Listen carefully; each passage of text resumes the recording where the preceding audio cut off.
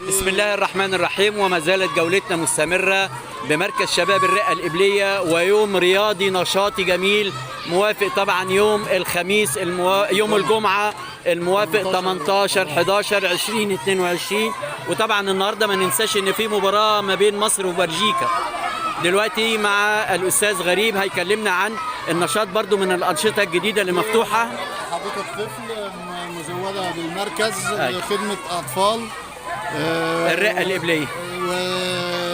ممكن حد تاني يا أستاذ غريب من أبناء القرى المجاورة لينا من أي مكان من أي مكان. مركز شباب يسعى لخدمات كل مركز أطفال.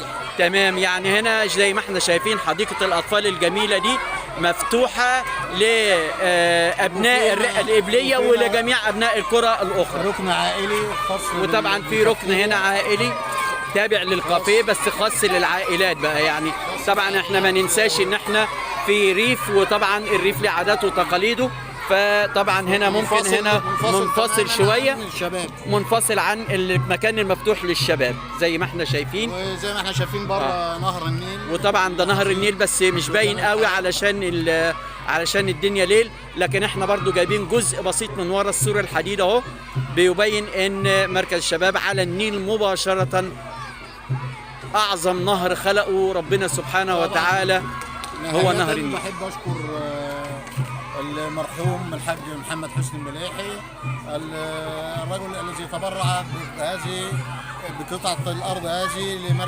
لإنشاء مركز شباب الرئة الإبلية. له منا كل الاحترام والتقدير. الله يرحمه ويغفر له ويسامحه. الله يرحمه ويرحمهم جميعا، كل عائلة المليح. الله يرحمهم جميعا. يرحمهم ربنا جميعا إن شاء الله. ونشكر كل من ساهم في إنشاء مركز شباب من أصغر طفل إلى أكبر رجل، وخاصة مبادرة حياة كريمة المنتشرة في جميع محافظات جمهورية مصر العربية، وخاصة قرى محافظات مصر. ونتمنى لهم التوفيق. وكل الناس بتشكر السيد الرئيس وبتشكر برنامج ومبادرة حياة كريمة اللي هي فعلا غيرت البسمة لشباب وأطفال قرى الريف، وغيرت معالم الريف كله. طبعا غيرت المعالم الريف كله في كل المجالات، من صرف صحي إلى مراكز رياضية إلى كهرباء إلى رصف شوارع إلى إنشاء مدارس ومستشفيات.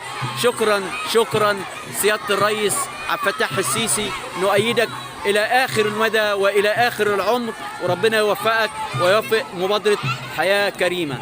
تحيا مصر، تحيا مصر، تحيا مصر.